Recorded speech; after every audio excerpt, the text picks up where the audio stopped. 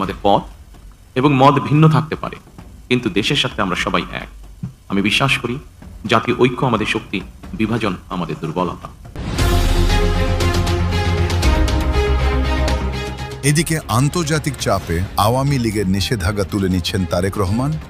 ভারতের master plan সফল, দেশে ফিরছেন সজীব ওয়াজেদ জয়।